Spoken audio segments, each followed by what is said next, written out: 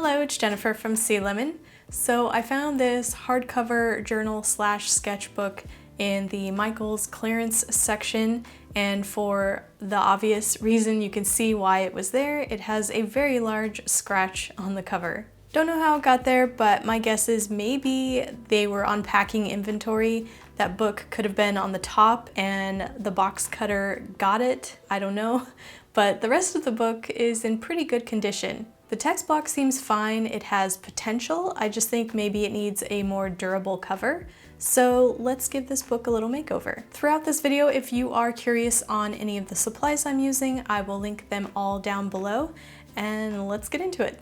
I do have some experience with this brand of book. You guys might remember this book, which I made an Art Deco pattern on in a previous video. It's the same book, just a different color, and when I peeled a piece of tape off of it, the cover material came off, so it's really not that durable on the outside, but it is pretty stuck to the chipboard of the book. So I'm thinking paint or marking over this cover isn't enough. I want to wrap the whole thing in something else, but instead of removing all the paper from the cover, maybe I'll just remove the text block and see what's going on underneath. Quick disclaimer, I am not a book repair professional. It's always interesting to see how professional books are made and what the inside looks like. It's definitely a learning experience. So onto the text block, I removed the end pages carefully. Then on the spine, I removed the end bands along with the extra strip of paper that protects the spine. I probably didn't need to remove that, but I ended up just peeling it off. For the new cover, I'm going to try out this vinyl material, which I've had on hand for a while. It has a lot of hard creases from being folded for a long time, but rather than ironing that out, maybe I could just work with it and put it where the book hinges so it looks natural, like it's supposed to be there. I laid the cover as flat as I could onto the vinyl and traced it. Then for the inside flaps that will fold over, I did about a 1/2 inch extra around that. Then trim the corners at an angle, leaving extra on the tip of the corner. And if this vinyl were any thicker, I'd probably glue the corners differently, but I'm just going to try and glue them like I would a paper cover. This is such a blank green canvas, I can't leave it like that, so I'm going to draw a pattern on it using paint pens to draw a really simple abstract pattern.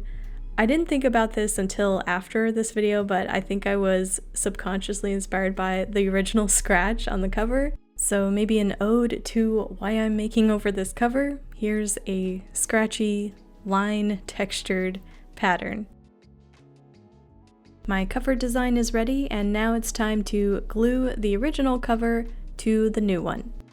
Most of the paper on this original cover was really on the board, so that's why I decided to leave it, but I did remove any extra loose pieces on the corners. My thought is maybe the paper that's on there will soak in the glue and mesh with the back of the vinyl, making it all one permanent, very glued on piece. I hope it will turn out that way.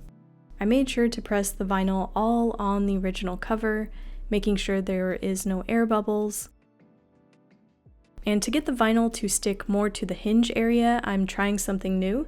I'm using wooden skewers underneath, so it defines those hinge areas a bit more, hopefully creasing the vinyl more in that area so it looks like the original cover. Now I'm going to put some paper to soak up any extra moisture and put a heavy weight on the cover and let the whole thing dry flat. Turns out the skewers did define that hinge area a bit, so I might use that technique in the future. Now I need to glue over any remaining material to the inside of the cover. And when it comes to gluing vinyl, it does take a little bit of patience and work. I have to press and hold it onto the glue until it gets tacky and then go on to the other sides.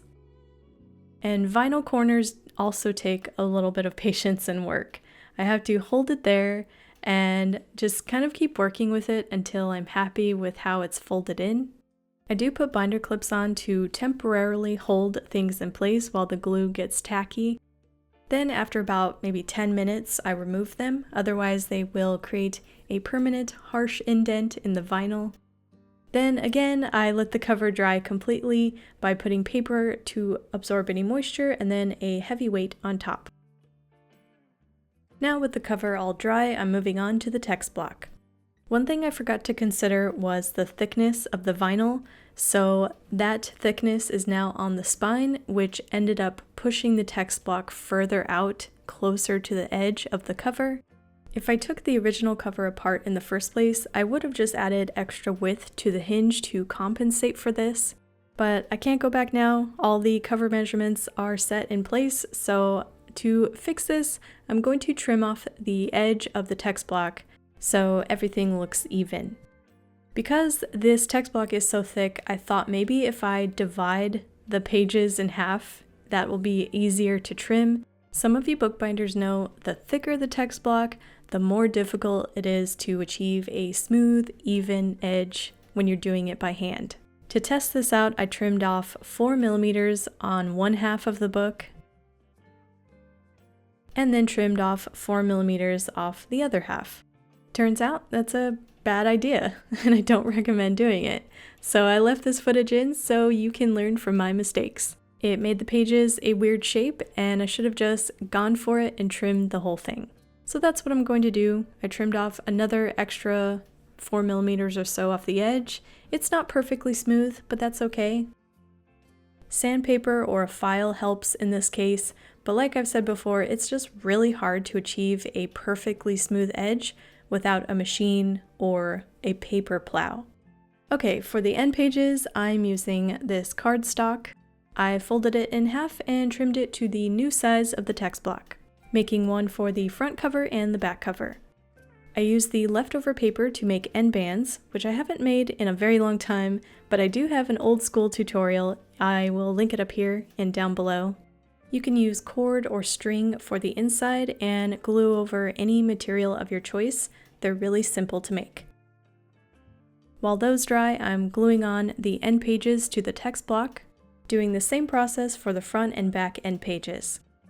I like to let these dry first before moving on, so I put some wax paper to protect any moisture from getting into the inside pages, and then an extra scrap paper to absorb any extra moisture. I press it together with a heavy book on top, and I let the whole thing dry, which doesn't take that long. Now to make the binding more secure, I glue on a piece of paper to the spine. This one is about 5 by 6 inches, gluing the spine in the middle of that paper and then gluing each side.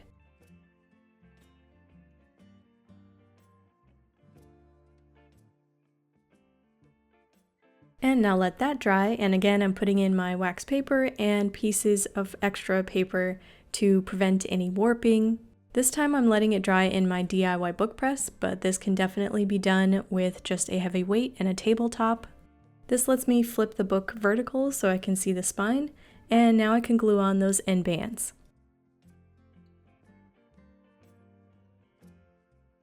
After that's all dry, now I can trim the end bands to fit the size of the book. And now gluing the text block to the cover. I like to glue the inside of the cover first, the board area, and then I do the outside area of the end page of the text block. This is so the paper doesn't have to take so much weight from the glue, and it will prevent a little bit of warping. Gluing down the first end page with an even border of the cover around it, smoothing out any air pockets, and doing the same to the other end page. And for the last time, putting in all those papers in between the end pages, then pressing the whole thing so it dries flat, and I let it sit overnight just to be sure it's completely dry. I'll be honest with you, this turned out better than I thought it would. There was no warping on the paper, which I think is due to letting it dry completely in each step of gluing. And for those of you who are going to ask how I'm going to protect the paint on the cover, I drew these with Posca pens, and turns out they dry pretty permanently. Here's a scratch test. You can see there's no flaking, and it's pretty cool how durable this paint dries, even on vinyl material. I also thought my measurements were all off, so I thought the cover wouldn't fit as well onto the text block, but turns out the end band and everything looks like it should. The text block does need a little bit of breaking into, but that's normal for a case-bound book, and you can't even tell that there was any damage on the original cover, and I think the vinyl is definitely going to be more durable. If I had to do this whole process again, I think I would have just removed the original paper cover, the whole thing, so I could avoid any measurement complications down the road. Overall, I think this was a successful makeover. Let me know what you guys think in the comments and what you would have done differently. I know this kind of makeover isn't for everyone, but I hope this sparked some ideas for your next book project. I want to give a big thank you to my patrons and members for helping me make more nerdy bookbinding content. It's not the most popular stuff on YouTube, so your support really helps my channel. If you're interested in joining, I'll put those links in the description below. If you haven't already, make sure you subscribe and hit that bell so you get notified every time I post a new video. You can always find more bookbinding projects on my channel, and I will see you guys in the next one. Bye!